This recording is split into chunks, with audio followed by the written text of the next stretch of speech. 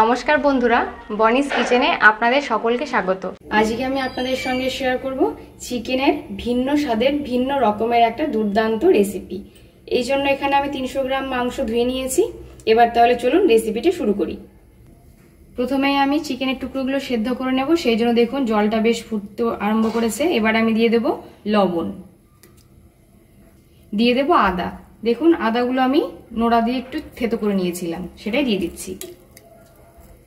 এবার আমি চিকেনের টুকরোগুলো এর মধ্যে দিয়ে দেব।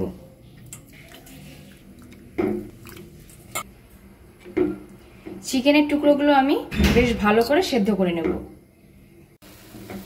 চিকেনের টুকরোগুলো খুব ভালো করে সেদ্ধ হয়ে গেছে। আমি 10 মিনিট মতো কিন্তু মিডিয়াম টু হাই ফ্লেমে দিয়ে সেদ্ধ করে নিয়েছি। এবার জলটা ঝরিয়ে নেব।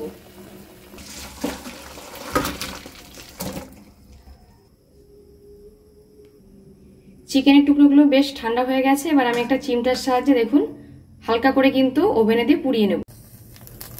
দেখুন আমি চিকেন সেদ্ধ করার টুকরোগুলো কিন্তু হালকা করে একটু পুড়িয়ে নিচ্ছি। এতে কিন্তু পোড়ানোর যে একটা খুব সুন্দর গন্ধ সেটা মাংসের টুকরোর মধ্যে ঢুকে যাবে এবং এক্সট্রা যে জল সেটা কিন্তু শুষে নিচ্ছে।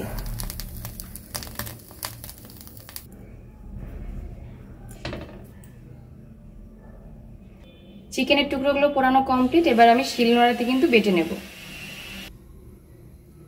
পোড়ানো চিকেনের টুকরোগুলো ঠান্ডা হতে হতে আমি ফ্রাইং প্যানে কিছু উপকরণ আছে যেগুলো আমি ভেজে নেব। এখানে আমি ফ্রাইং প্যানে দিয়ে দিয়েছি সরষের তেল। এবার আমি দিয়ে দিচ্ছি টমেটো। এখানে আমি একটা টমেটো 2 খণ্ড করে নিয়েছিলাম, সেটা দিয়ে দিয়েছি। দিয়ে দিচ্ছি কাঁচা লঙ্কা 5-6টা, দিয়ে দেবো রসুন কয়েক টুকরো। ঝালটা কিন্তু অবশ্যই স্বাদ অনুযায়ী দেবেন, সেজন্য লঙ্কার পরিমাণটা আপনারা কিন্তু বাড়াতে কমাতে পারেন। এবার আমি একটা ঢাকনার সাহায্যে ঢেকে দেবো। গ্যাসের ফ্লেমটা লোতে দিয়ে আমি উপকরণগুলো কিন্তু ভেজে নেব। মিনিট 5-6 হয়ে গেছে। এবার আমি ঢাকনাটা খুলে নিচ্ছি। সমস্ত উপকরণগুলো কিন্তু মাঝে একবার আমি উল্টে দিয়েছিলাম। দেখুন খুব সুন্দর কিন্তু ভাজা হয়ে গেছে। এবার আমি তুলে নিচ্ছি।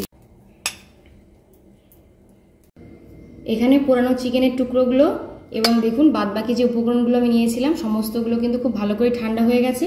এবার আমি শিলনোড়াতে খুব ভালো করে বেটে নেব।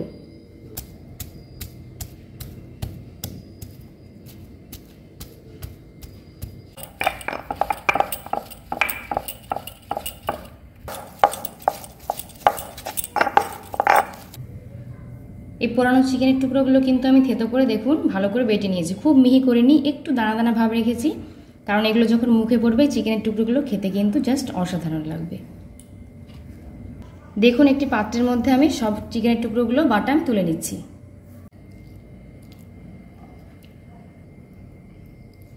দেখুন টমেটোর খোসা কিন্তু আমি ফেলে দিচ্ছি, ফেলে তারপরে শিলনোড়াতে কিন্তু বাড়বো। রসুন এবং কাঁচা লঙ্কা ভাজাগুলোও কিন্তু দিয়ে দিচ্ছি। একবারে আমি সমস্ত উপকরণগুলো কিন্তু বেটে নেব।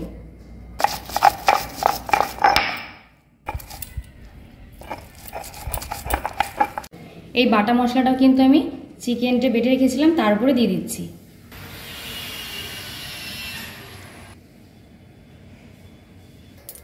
টমেটো, রসুন ও কাঁচা লঙ্কা ভেজে নেওয়া তেলের মধ্যে আমি আরো কিছুটা পরিমাণ সর্ষের তেল দিয়ে দিচ্ছি। সর্ষের তেল খুব ভালো করে গরম হয়ে গেছে। এবার আমি দিয়ে দেবো পেঁয়াজ কুচি। এখানে আমি 2টো পেঁয়াজ এরকম ছোট ছোট কুচি করে কিন্তু কেটে নিয়েছিলাম, সেটাই দিয়ে দিয়েছি। 2 মিনিট মতো আমি নেড়ে চেড়ে বেশ গোল্ডেন ব্রাউন করে কিন্তু ভেজে নেব। পেঁয়াজ খুব ভালো করে ভাজা হয়ে গেছে। এবার আমি এর মধ্যে দিয়ে দেবো আদা রসুন বাটা 1 চামচ পরিমাণ। এবার আমি এর মধ্যে দিয়ে দেবো পরিমাণ মতো লবণ, হলুদ গুঁড়ো, গরম মশলা গুঁড়ো ও গোলমরিচের গুঁড়ো খুব সামান্য পরিমাণ একটু দিয়ে দিচ্ছি। খুব সামান্য পরিমাণ একটু জল দেওয়ার পর সমস্ত উপকরণগুলো আমি 1 মিনিট মতো নেড়ে চেড়ে কষিয়ে নিলাম। এবার আমি এর মধ্যে দিয়ে দেবো চিকেন বাটা এবং আরো সমস্ত যে মশলাগুলো আমি বেটে রেখেছিলাম দিয়ে দেবো। গ্যাসের ফ্লেমটা মিডিয়াম টু লোতে দিয়ে 4 থেকে 5 মিনিট আমি সমস্ত উপকরণগুলো নেড়ে চেড়ে খুব ভালো করে মিশিয়ে নেব। এতে কিন্তু রান্নাটা পুরোপুরি কমপ্লিট হয়ে যাবে। চিকেন বাটা দেওয়ার পরও কিন্তু আমি 5-6 মিনিট নেড়ে চেড়ে ভেজে নিয়েছি। এবার আমি উপর থেকে দিয়ে দিচ্ছি ধনেপাতা কুচি। চিকেন বাটা রেসিপি কিন্তু একদম রেডি হয়ে গেছে। আপনারা চাইলে কিন্তু শিলনোড়াতে পুরো মিহি করে বেটে নিতে পারেন, আবার কিন্তু একটু দানা দানা করে রাখলেও কিন্তু এটা খেতে খুব ভালো লাগে। দেখুন রান্না কিন্তু একদম রেডি হয়ে গেছে।